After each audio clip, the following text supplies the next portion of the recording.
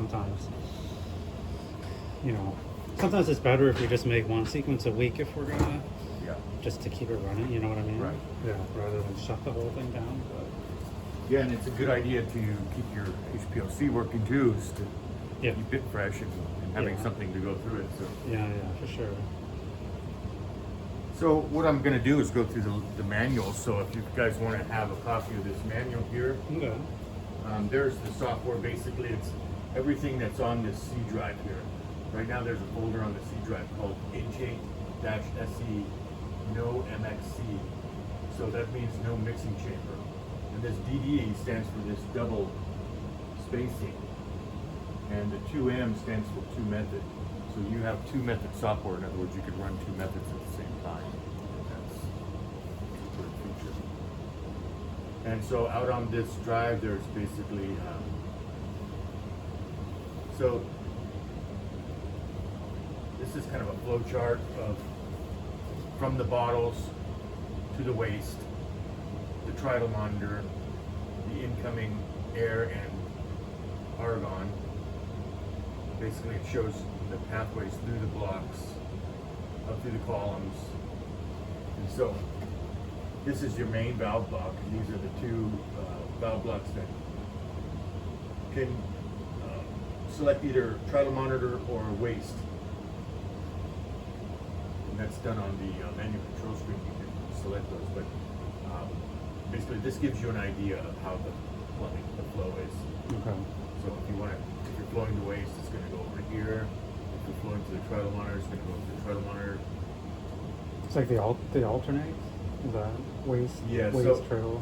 Yeah, so basically, if you follow column one, it's going to come up here, and then this goes to the tridal monitor, this goes to the waste. So basically, and when it comes out of the column, it gets switched between these two, whether it's going to go to the tridal monitor or go to the waste. And the D block is the only one that really goes to the tridal monitor. Yeah. Yeah. And under here, this is probably the most critical part here, is this membrane. You know, this isn't just a plastic cover. This is the actual membrane that actually shuts off all the valves. So where this membrane lives, all the valves live underneath, and the valves, the air from the compressor pushes against the bottom of this membrane. And there's a small well and a channel inside here, lots of channeling inside this deep block.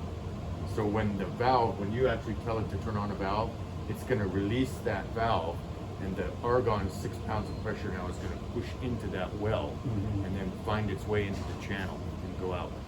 Okay. And so we're basically providing air to close that off. If you lose the air, then that chamber could open as long as there's liquids here. Those liquids can mix around. A lot of this is in German, so you might have to use the translator to know some of the software itself. But All right. Can you see? So don't touch the plastic. The message. yes, and it's a really important part. And you know, they talk about in the manual here. It's going to talk about, you know, once a month or once every few months checking this. I put a sticker on here saying that at least once a year this should be looked at and replaced. Typically, our service contracts are either every 3 months or every 6 months or every year. So, depending on your use, I put a sticker on here saying, you know, in about a year we're going to need to be looking at that for sure. Okay, that's something we can do, or I'm going to leave you with a PM procedure, but I'd recommend us First, doing it at yeah. least once, because to show you how to do it. Mhm. There's a lot of screws and a lot can go wrong when you take all that apart. Yeah, So I like it's that. probably a good idea to have us do that, at least the first couple. Yeah. Okay. So here's the owner's guide, and that's basically what you've got here. And like I said, if you want to read along, but so unloading, unpacking, we don't really go through that. So this is the COM port. So from the serial port on the back of this computer, it talks to this through this COM port. And like I said, it is in serial. Fuse, power switch, over here, the serial number, CE sticker. So on the other side here, These are this is the main compressor valve. So if you want to shut the air off to the compressor, this is where you would do it. And you don't want to do that while you have fluids in the system. So this is the main argon valve also. And here are the pressure regulators. There's little green arrows by the pressure regulators. And it kind of tells you up here where they should be set. So this is a 0.4 megapascal. And that's around 60 psi air pressure. This is a 0.04 megapascal, around 6 psi. And I've got it set a little bit higher. I got it set to 0.05. It's giving us a little bit better flow. Those are locked, you know, basically pull to turn, push to lock. I wouldn't play around with these because as soon as you play around with them, you're going to do another full check your flow rates again. So just make just keep an eye on it. Yes. Yep. And it's a good thing to check. Let's say before you start a synthesis, you should have a checklist that says, you know, do I have the right sequence? Do I have? There's a lot of things involved. This should be one of them. And also checking the compressor, you know, to make sure that it's on and that it's got pressure. Okay. Now, should that thing, is it always on? It's always on, yeah, and it should stay on. Yeah. I would recommend putting it on a backup power because it has the ability with the tank, and there's really not a lot going on right now, especially when it's not being used.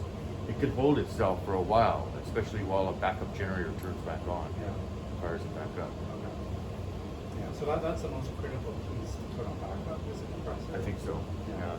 Yeah, because if the power goes out, the computer dies, the machine turns off, that means none of the valves can be opened, which will keep the compressor on longer. And then the compressor being on backup power just gives you that, it's going to be solid whenever it does turn back on. Okay.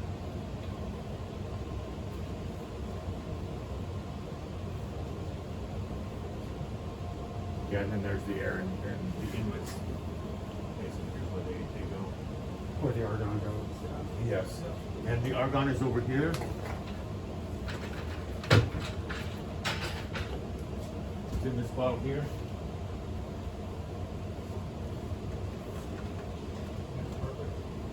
So this is your high pressure stage. You read the red, it's like 2000 psi right now. Probably shouldn't start a run unless you've got at least 500 psi. And this one gets set at about 40 to 60 psi. But so 40 is a good number here because we're only supplying 6. We're regulating it down to 6 over here.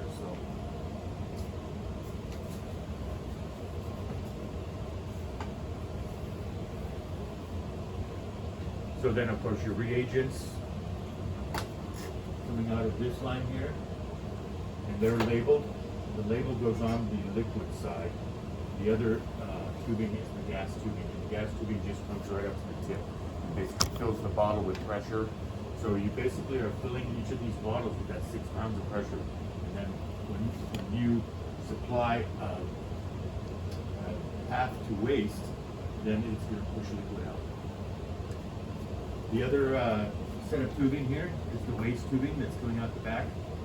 See that? Mm-hmm. That goes down to your waste bucket.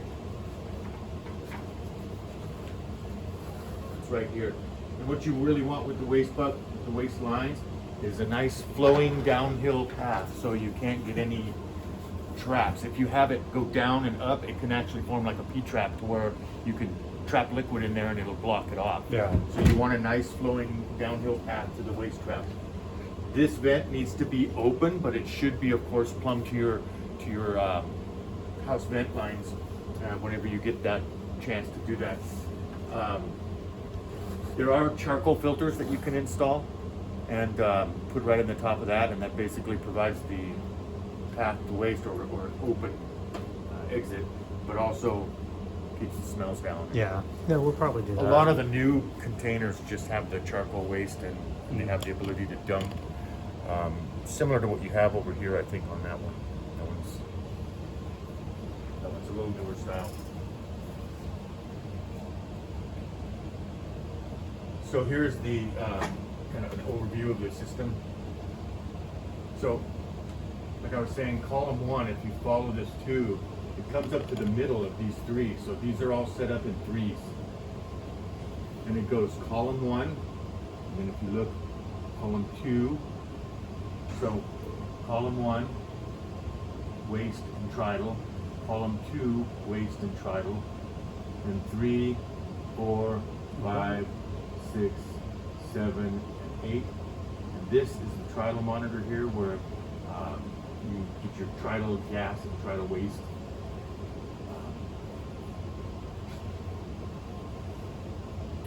And basically all the liquid lines come, like, say, from the reagent bottle, they go drop into here, and that's where they get in. And you have to actually open the valve to allow this into the channel, and then open a waistline for it to go back out. So that when you can kind of see it when it's flowing, especially in the D block steps where it's orange, or in sulfurizing when it's more yellow. So you need a path to waste always. So the waste valve should be open, or this waste valve should be open, and a column open. So there has to be a waste path to the bucket. Right. And this is basically a main gas line. And there's your main ACN line, main waste. And then all of these other ones are your specialty amidites. Your AGCT are color coded, but here's all your U, Z. You know, you've got 20 amidite positions, so you've got a lot of room to expand. Like I said, it does come with a tray in the bottom, so if you right now it can't fit because of these bigger bottles, but if you start going to all the smaller bottles, you can put that tray back in. And like I said, if you do incorporate it, here's a ground for it. And it'll be a good idea to just put that back in.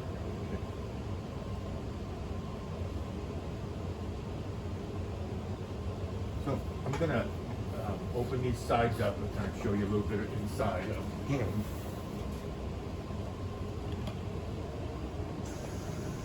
Just to get an idea of what the plumbing is. Okay.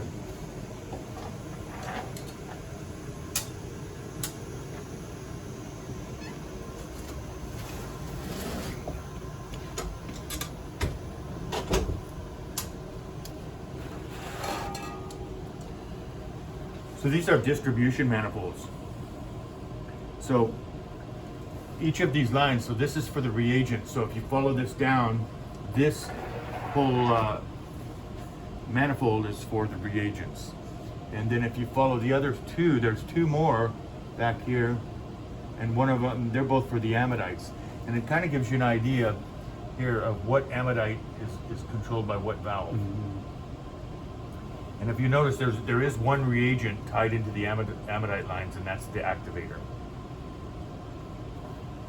And so inside here, you've basically got your regulators and your manifolds, and your valves. And back there is the main board. That's the main control board, and it has ribbon cables up to these valve boards. There's a board underneath this cover here, and two boards on the backs of these valve blocks. And there's also a CPU board on there. It's got the EEPROM and the chip for the tridle monitor, things like that. And inside here is the tridle monitor. You can see the little blue LEDs. Yeah. And basically there's a little vial inside that. So when we put the orange into the little vial, we basically shoot a LED across, and we have a detector that's looking at it in a certain wavelength and saying, yes, it's got the right amount of orange or not.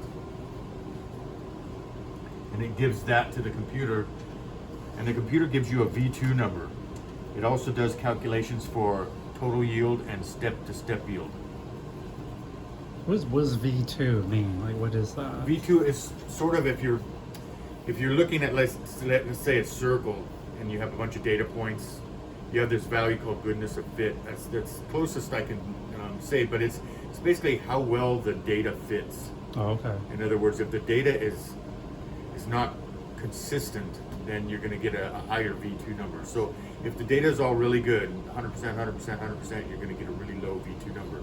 And anything under 100 is probably a good number, is what they consider a decent number. But under 50, under 10, that's really good. Okay. So, but you're shooting for under 100. And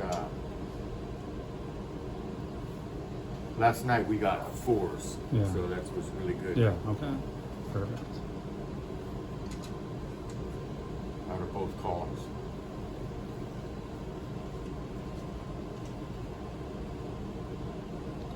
I mean, there really isn't much need for us to go in here from this side. No, not really.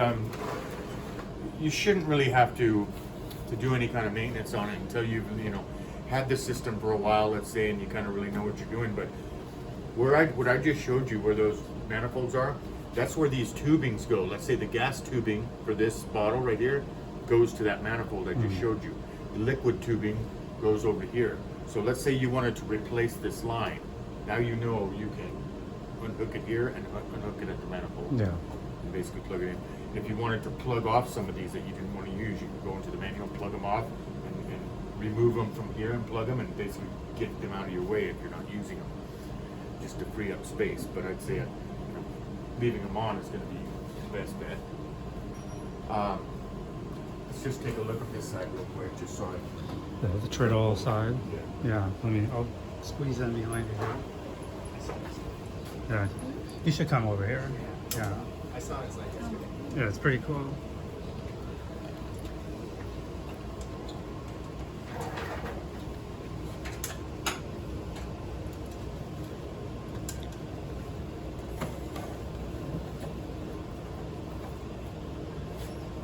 So this is the tridal monitor. There's two screws. I've got them loose right now so I can pull this tridal monitor out.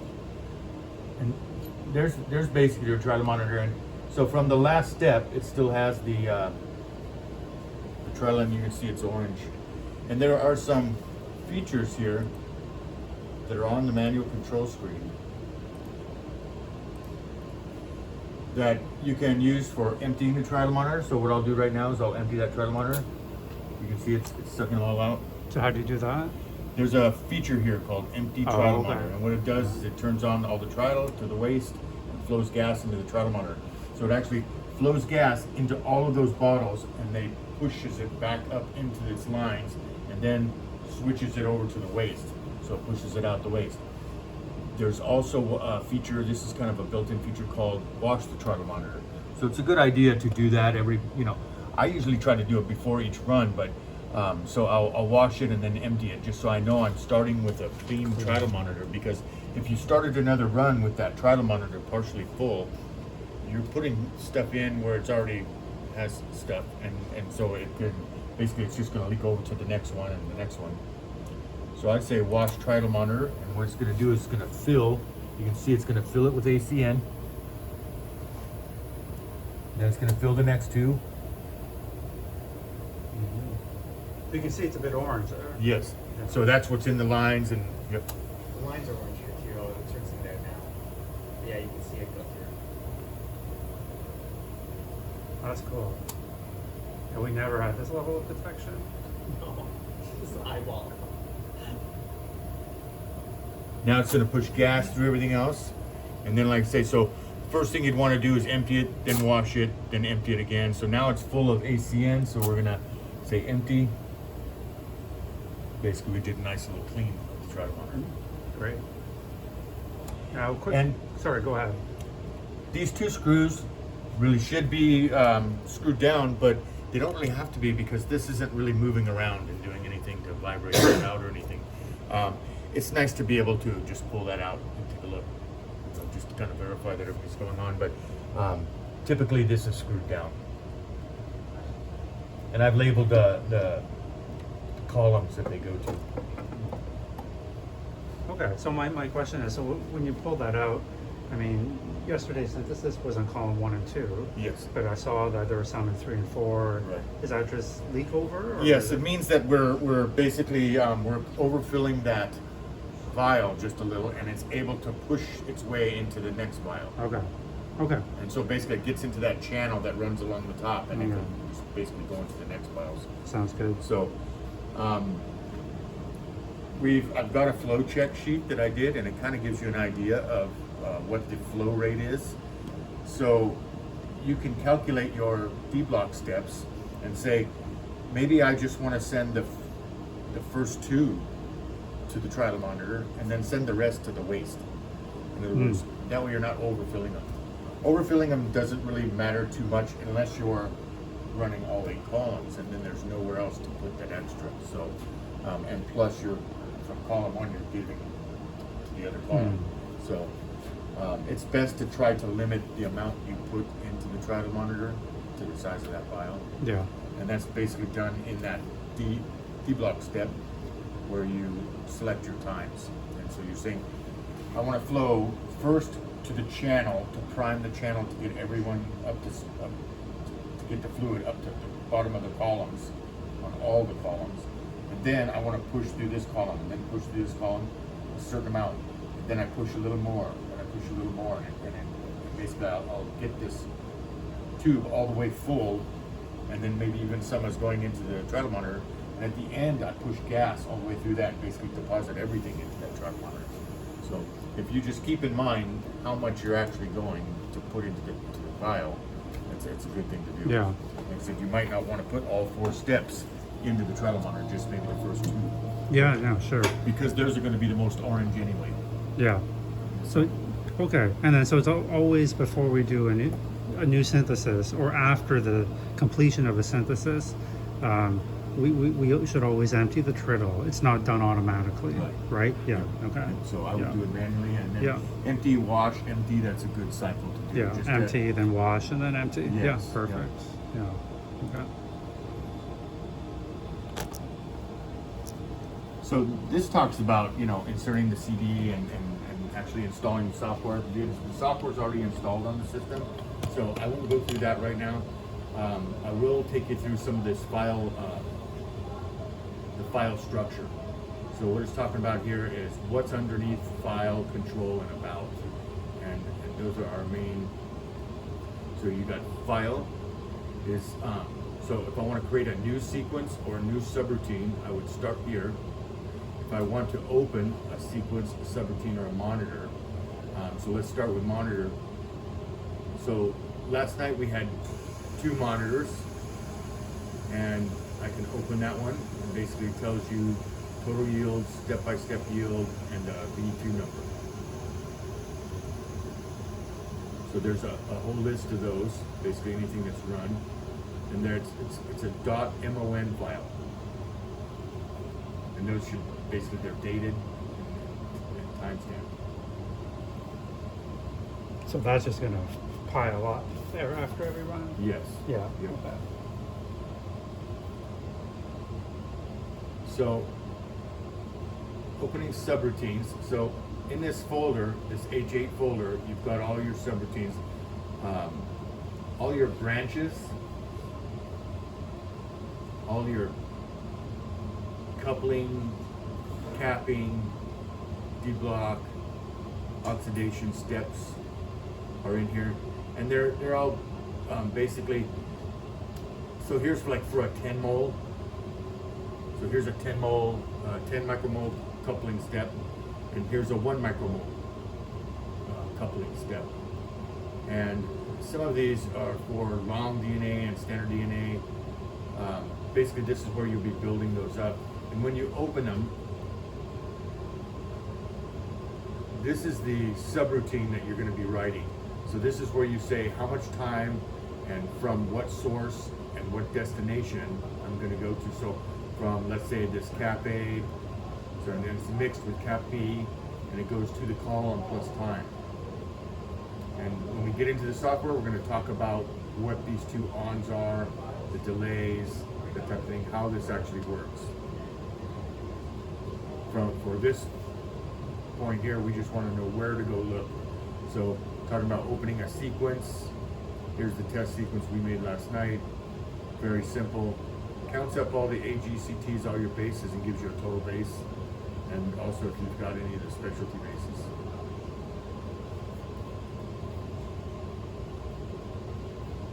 So print, if you've got a printer hooked up, you can print this list. We'll go into settings, and that's where you set your method. And so here's a list of all the methods. And we usually do a standard DNA, RNA 1 micromole. I usually run that as my standard. But it says column mode, 1 column mode, no. And that means it's going to go 2 at a time. And so the only thing we did is we took this method and we saved it as test T with the single mode column set to yes. So now it actually runs one column at a time. And we'll get into what these parameters are, the branch table, and the cycle as we discuss the software more. Is there a 0.2 micromole setting? No, but we can basically make a 200 nanomole based on that 1 micromole. We could trim it down, let's say. I think that the RNA standard could be used as a 200 micromole. Okay. I mean, we could always just use the 1 micromole, but Yes. but yeah, I'm just curious if there's So with the Yeah. difference would be the size of the column. So things like ACN washing, gassing, coupling, basically how much flow you're putting into it, those can all change a little. So Yeah. so mostly, let's say you're going to keep the same coupling amount and the same coupling times, but you don't necessarily need to wash as much because there's not as much volume. Yeah. I was just Yeah. wondering if there was Yeah. like if there was a recommended sort of. So you can take that 1 micromole and make it into 200, and I think, like I said, that standard, this standard method here, it says DNA standard. I think that's basically, it doesn't say 1 micromole detect, Mhm. so this is probably where you would start with your 200 nanomole. It's just the standard right here. And there's also a long, that's for going longer. Probably longer couplings, I guess. longer. Okay. So and here's your directory. So basically, under the C drive is where we are. So C:\\H8SE no mix, and then under that drive you've got cycles, manuals, install tools. So this is the directory where you say I want to store all my subroutines.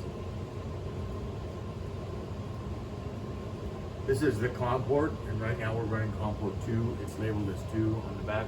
It's got a separate board. So if you wanted to switch the COM port, you'd click in here.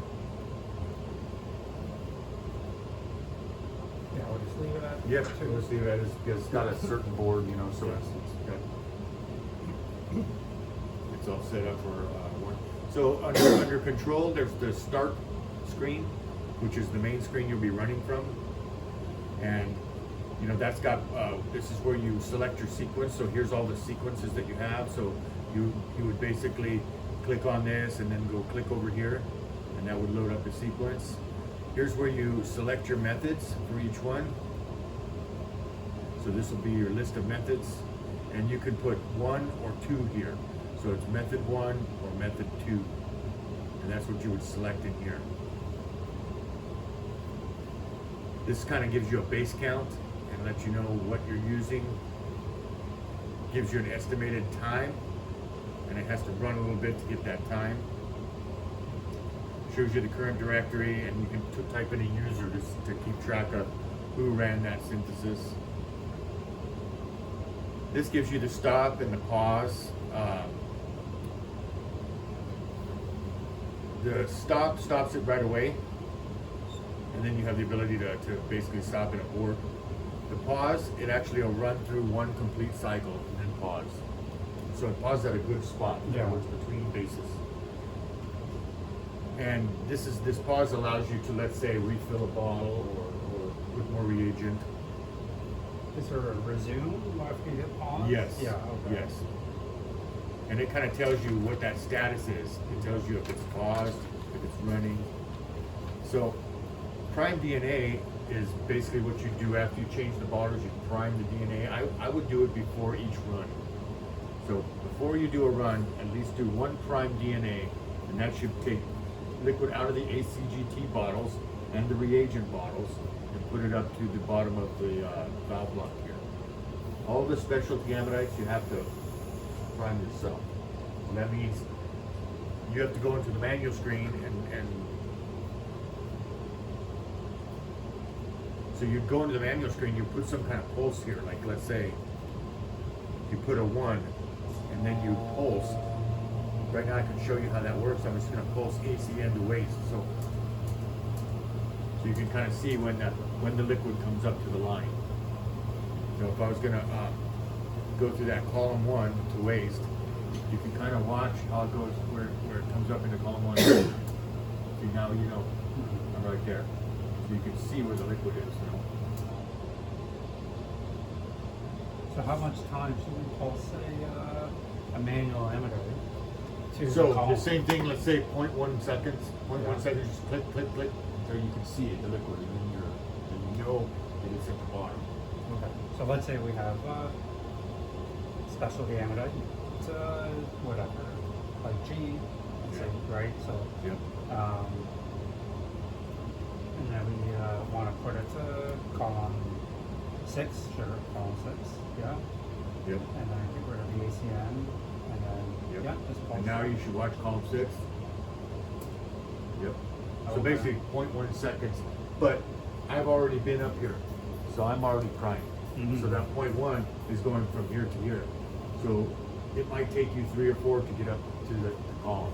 Okay, let's start at 1, and then just kind of pulse up. Yes, yeah, just pulse and step up. That saves your amidites. And see, with this you can say all off and exit. So we'll go back to that start screen. And you've got a print function which will print this out. And there's a shutdown procedure. And this procedure is pretty important. This is when you're going to go do a PM. Let's say before I change this membrane, what I'm going to do is I'm going to use the shutdown procedure. And what it tells you to do, first of all, it kind of pushes everything to waste that's above the column. Then it's going to tell you to shut off the reagent and ammonite bottles, so you're no longer pressurizing the bottles. Then it's going to tell you go and open all the bottles. So now you go and open them. And then when you push that, it's going to basically take whatever is in here and push it back to the bottle. Okay. And you can do them also manually, where you just, so right now I could do the same function manually as the shutdown. I could say gas to L, and I'll go 1 second. So I have to open the bottle. Now you're going to see, did you see the Mhm. bubbles? So I've just pushed all the gas back from L into the bottle. Now, if I wanted to prime, I could say L through column 4.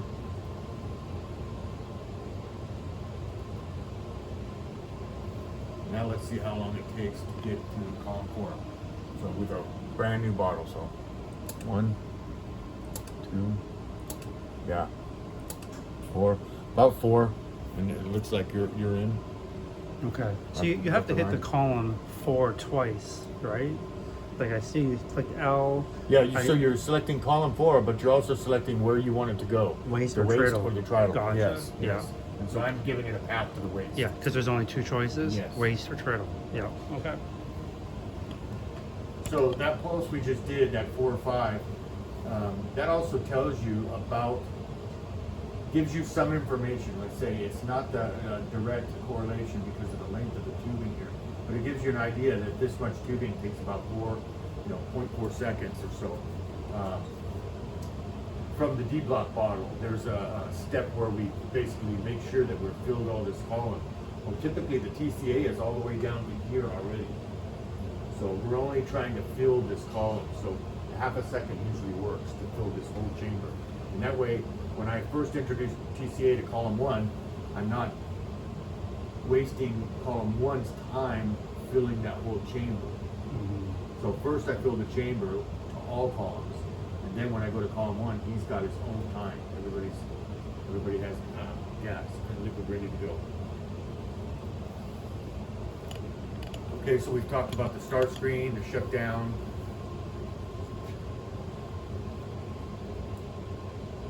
And just to be clear, the prime DNA is only for these 4 bases. Yes. Right. So Yes. anyway, And the RNA reagents. or modified and the reagents. Yes. We have to manually prime. Right, so Okay. all of these extra ammonites you would have to prime. Okay.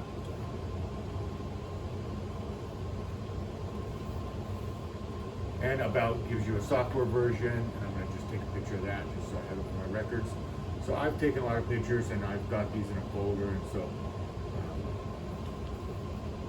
I'll use it to generate a service report for you. And then if you ever have any questions, you can ask Sure. look up in that folder what the status was when we first installed it.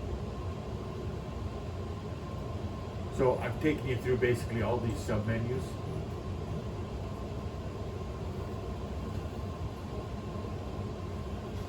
So open sequence, and basically you click on the file to open it. There's the sequences. Okay, after opening it, the sequence can be changed, and the cut and paste functions are available. So lowercase letter B automatically converted to uppercase, and that is in the case of this sequence writer. There's another sequence writer I'm going to show you that deals with RNA or dioate, so mixed backbone. And then that's what you could use that as your basic sequence writer if you tend to use a lot of the double backbone. And so it takes the place of the sequence writer in the main program, and it uses lowercase letters to call up the sulfurizer. So the uppercase letters, it will use the oxidizer, and the lowercase letters, it will use the sulfurizer. And it automatically does it, and it uses the same oxidizer subroutine. Okay, that's good to know.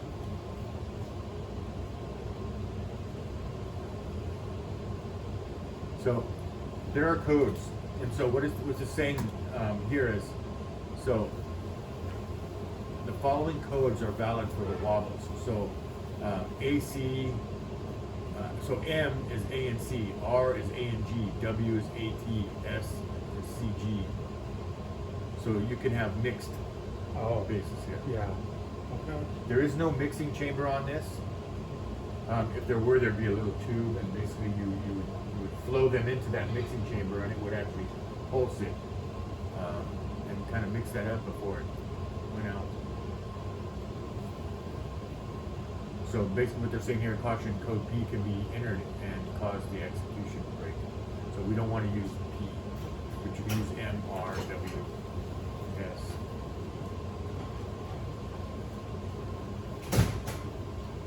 And then so after you change it, you can use the save as function and give it a new name.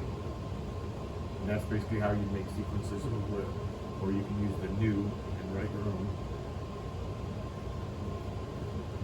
So it's saying it needs an SEQ extension, which it automatically puts on. So file open monitor, we talked about that, opening the monitor files. Print list, basically menu allows you to print view all open sequences.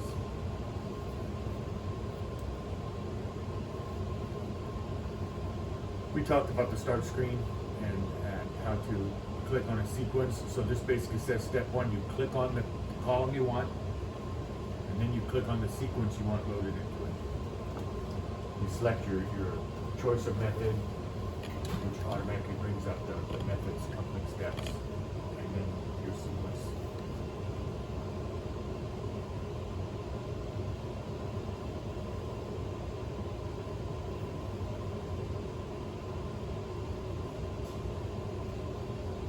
See if there's anything in there. So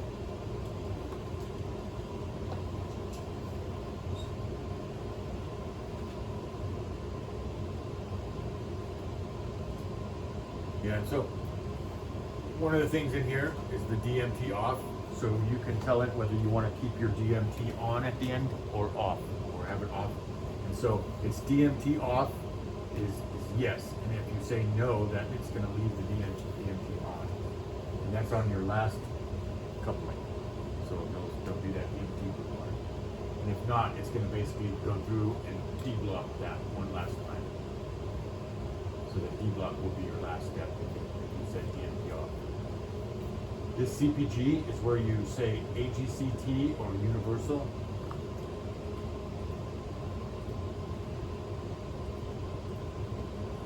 So here's where you would say universal ABC. So right now it's finished, I need to stop, and now I have control. And I can say what sequence I want. put in. Test 1. Now it's saying ready to start. DMT off, yes. CPG universal or AGCT. And it doesn't matter whether you have a G or a T on your universal CPG, because it's going to look at your sequence. And so in your sequence, when you write it, you make sure that that first 3' N has that letter that you have on your column. So if you have a T column, you would make sure T is the first letter in your sequence. You add it. Yeah. Yes. And then with universal, it excludes that Yes. first 3'. Yes. It makes it that as the first coupling. Right. Yeah. So whatever's in your sequence is going to be your first coupling. And with the AGCT, it looks at your sequence and says, okay, it's a T, and it'll drop it. Yeah.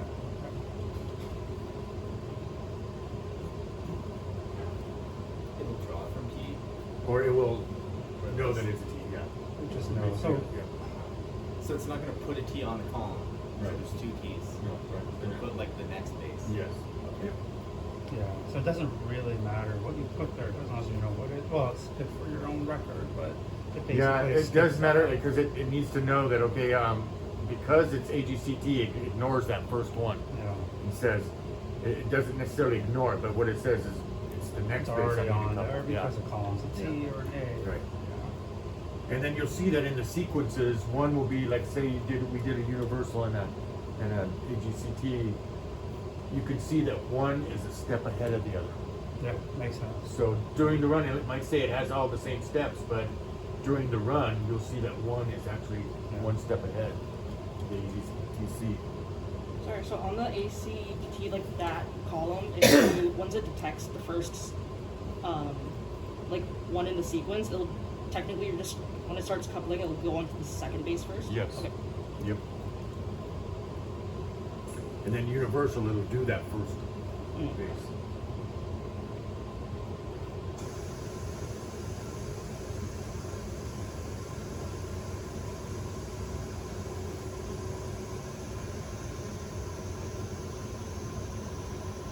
Okay, it talks about the status field on the column. Synthesis should be removed on this. So basically, to remove the synthesis from here, you can hit the backspace key.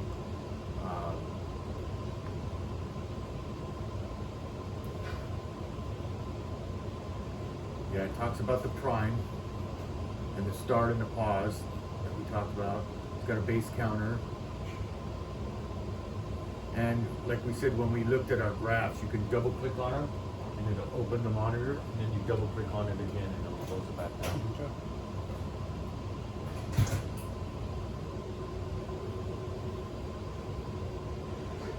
Yep, button start. So when you say start, the button starts, which is to stop. Status field switch running.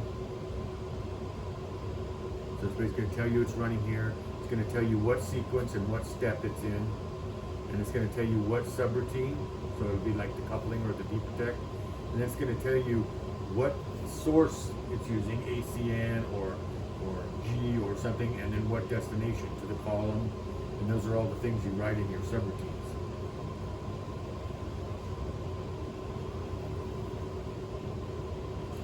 So try to monitor graph bars appear during the progress of the synthesis, and the base numbers decrease. So you'll basically be getting these guys stepping through, and you really can't trust the trial monitor readings until you have at least 3.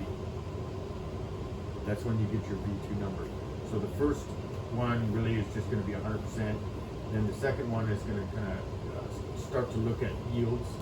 And then the third one, by the time you have the third one, you can do the stepwise yield and the V2 number.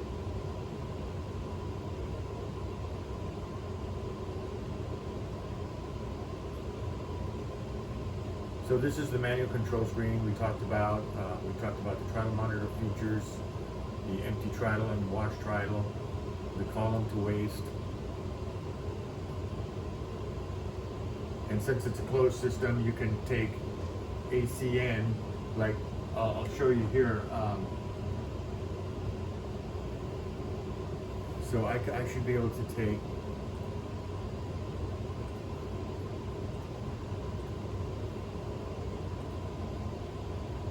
ACN to D.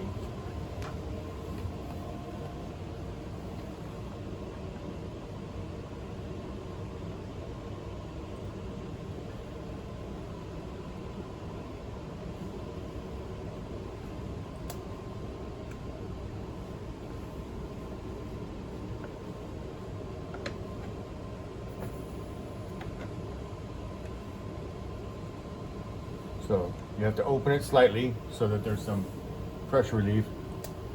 Now you can see I'm actually filling that up.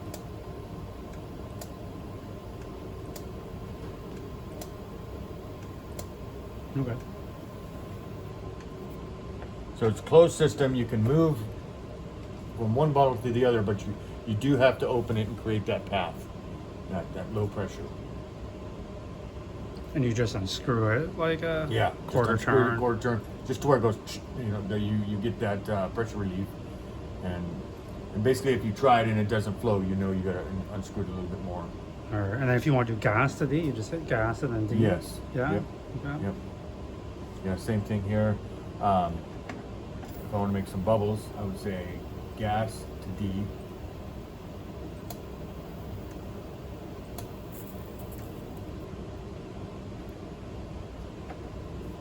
And then if I want to flow D to waste,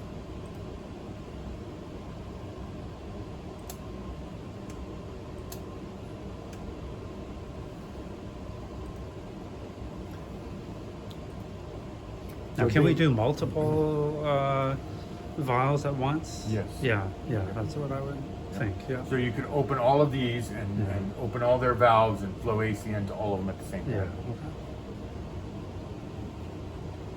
So switching on the valves, you click on the valve to open. So basically I'm clicking on it, it's not opening, but it's gonna get ready. So if I said ACN to waste, I clicked on both of those, nothing happens yet. If I say okay, it turns them on until I say all off. Other than that, I create this pulse. And then I say ACN to waste, and I pulse it, And that's for all of them. and it turns it on. Yes, so every one of them works that way. These are actually set functions, so when I push them, they're going to do a certain thing. But all of these other ones work by clicking on them, and then either turning them on with OK or pulsing them with a pulse. You gotta be careful. You don't want to hit OK and then You like know, and leave. Yeah, definitely. Because then it's you're gonna. Yeah, flow all your gas out. Yeah. All right. So, and then all off turns everything off. Okay.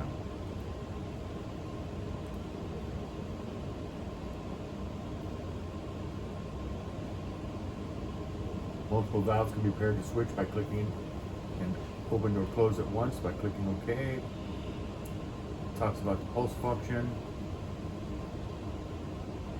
And here's the about, which we looked at. Okay, so now we're into the operation, so loading the instrument. High pressure must be provided on the instrument or any reagent bottle filled. In other words, you need to have the compressor working. The compressor is what they call the high pressure. So that's your 0.4 megapascal or your 60 psi. Close the block so that if you put a reagent on there and you put gas in it, it's going to want to push itself to the block. You have to have the block closed. So it's saying high pressure must be provided on the instrument before any reagent bottles can be filled. Okay, supply of fresh anodizing reagents on the instrument. Connect waste tubes to the waste container, so we've got that. And I took all those waste containers and I wrapped them with parafilm and kind of compressed them into that. Okay, so it's pretty tight on that side, but you can easily take it, open it up. So to do a flow check, I would open that side, pull out the waste tubes, and then put them in a beaker and flow tubes Yeah. to the beaker. Yeah. And then after I primed it to that location, I know it's a good steady flow, then I would go ahead and pulse to a graduated cylinder and measure the flow. And the machine's designed for 330 microliters per second. So when I pulse it at 6.6 seconds, I'm getting about 2.2 milliliters, something like that. And the reason I go with that number is just because it's a good one you can see in the cylinder. You can pulse less to use less fluid.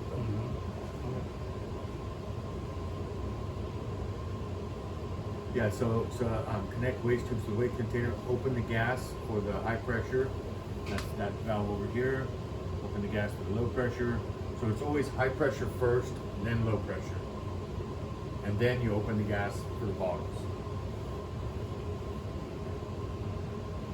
So it says to start the instrument, attach columns. So you'll basically be taking these guys out and putting your column in. So your column will go in here like that. And I've given you a couple extra of these, you know, just because I know they can disappear. I also gave you a couple of the male lure fittings and a couple of the female lure fittings, just in case. Okay. Thanks.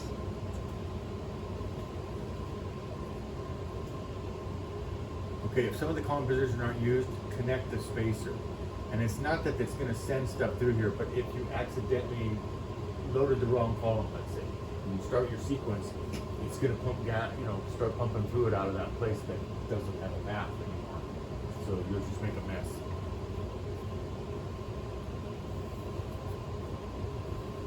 Yeah, so load your columns, connect the sequence to the columns you want to use, click prime for priming reagent, and wait until prime is finished, and then click start. So when you finish the synthesis, on some positions, completed columns can be removed from the instrument. It doesn't have to be stopped. In other words, if this column finishes first, you can remove its column, put its spacer back, and the others can keep going. So add columns while synthesis is running. When one or more synthesis is finished, the new synthesis can be started on free positions while the others are still running. So in other words, if I'm running over here, but this one is finished, I can take him off, load a column on, and start him again. Including loading a different sequence. But I only have the two methods to choose from.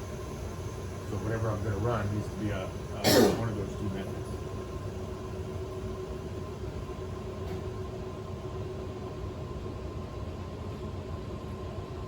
Yep, click the start to restart. Okay.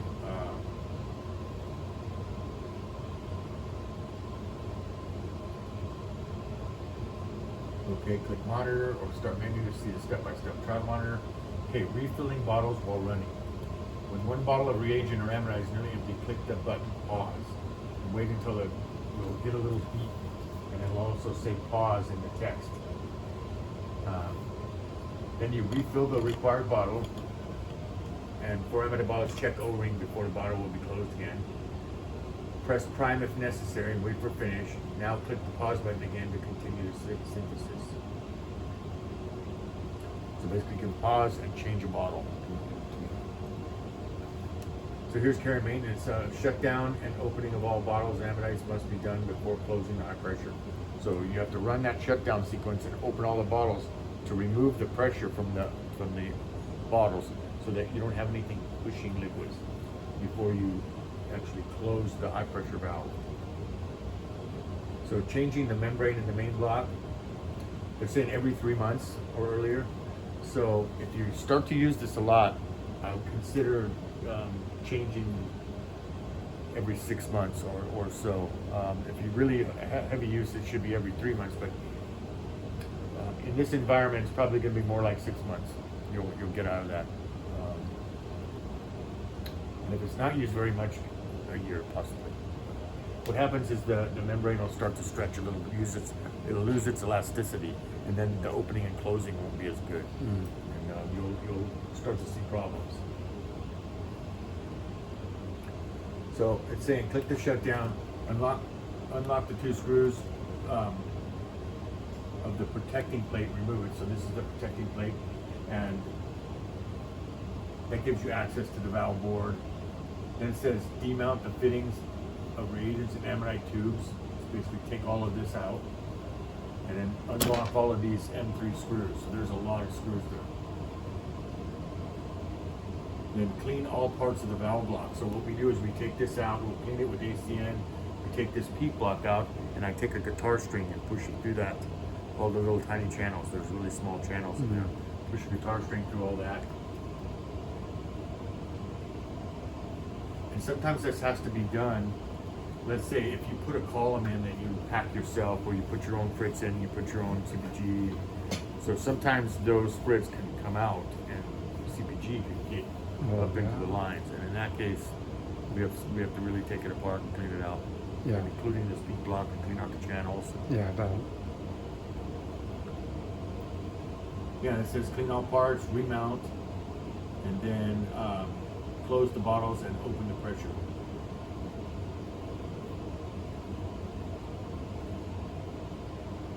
Check that the fittings are tight, and then prime everything. So cleaning the bottle caps weekly. So it's saying weekly. You know, you should take a look at those caps.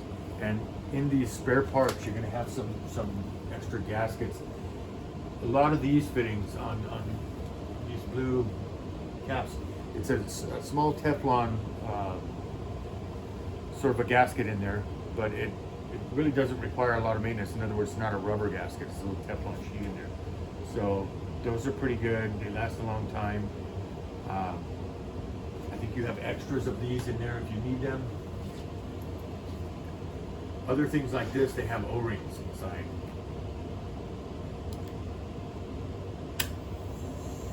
So there's a tiny little O-ring around that. It actually seals on the inside of the bottle.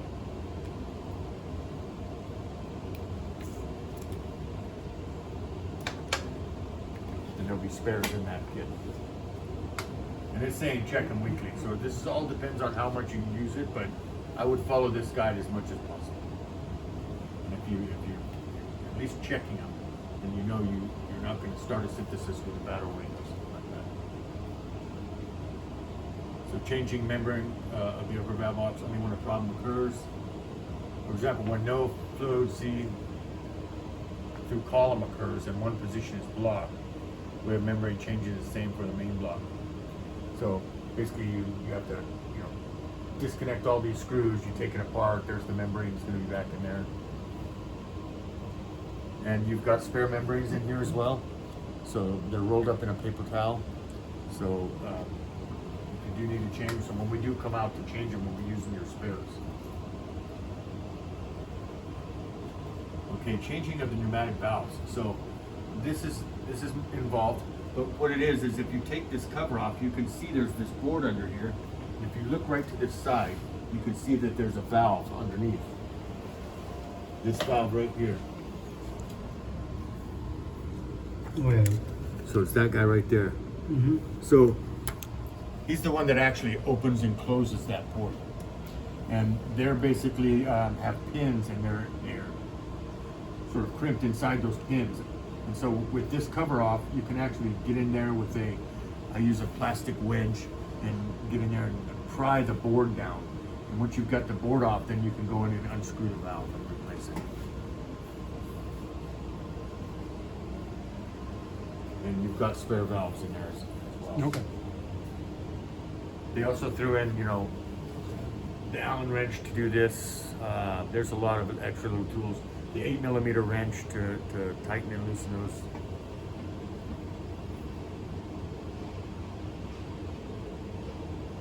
Yeah, so then it's basically saying, unlock the screws, protecting the protecting plate, remove the electronic board, change the valve, it's got 2 screws, then you mount the board, close the bottles, and open the pressure valves.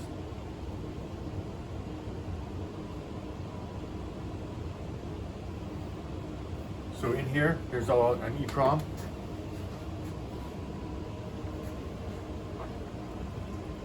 It's going to be right there. You see, it's got a label on it that matches this right here. The 2 backbone, 2 method, double space, no mixing chamber. It's an H8 SE. So that's the EEPROM. That's basically the brain of that. Communicates with the valve. So it talks about changing the EEPROM. You probably won't have to do it, but because the reason I say that is because you already have the 2-method software. Let's say you just got the H8 standard software, you may want to upgrade someday to the 2-method, but you've already got that. So that's kind of they're letting you know where that is, so that if you need to upgrade your firmware to another one, you can. So here's a little troubleshooting section: leaks, brakes, trial monitors. See the service manual. You know, basically, if you see a leak out of here, it could be this fitting.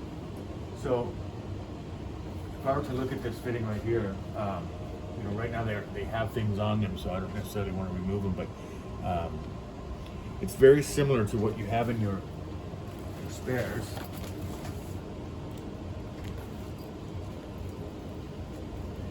It's a heat press flange, so these are made in Germany, and then the flange, this is actually like a little metal ring that goes over the top of it. But you can see that the flange is basically the tube that's been pressed and flanged. So then they put this metal ring and then the nut. So that's what's actually going on underneath all of these. So right now this isn't really serviceable. In other words, if it was bad, you would cut it off and replace it. And what they've done is they've given you these extra little fittings in here.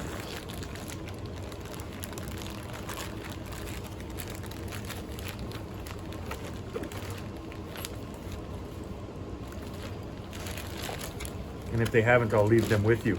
But what it is it's a flangeless fitting. So you cut the tube and you stick the barrel on, then you stick the metal sleeve, and then you stick the, it's got a yellow little flange on the top, and then you basically screw it down tight, and now it makes a new flange. So I'll verify that those are in there, and if not, I'll leave you with a couple packs. Okay. So, you know, at least 10 of them each. Are these the same? They should be two Yeah. similar spare kits, yeah. And it's got things that we didn't use. So, so here are your O-rings, you know, that kind of thing. Here's your little tool kit.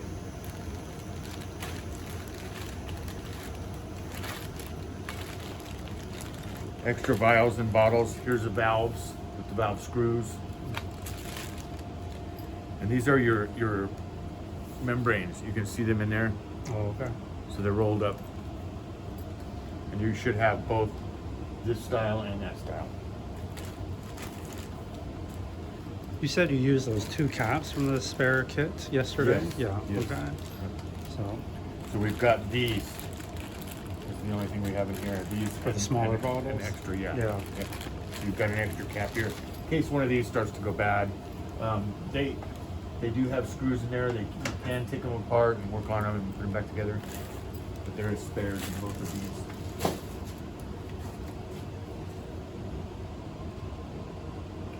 This talks about power, you know, so it's got a wide range of power because it is from Germany, so it'll go all the way to 30, 50 hertz. We'll run it at 120, 60 hertz.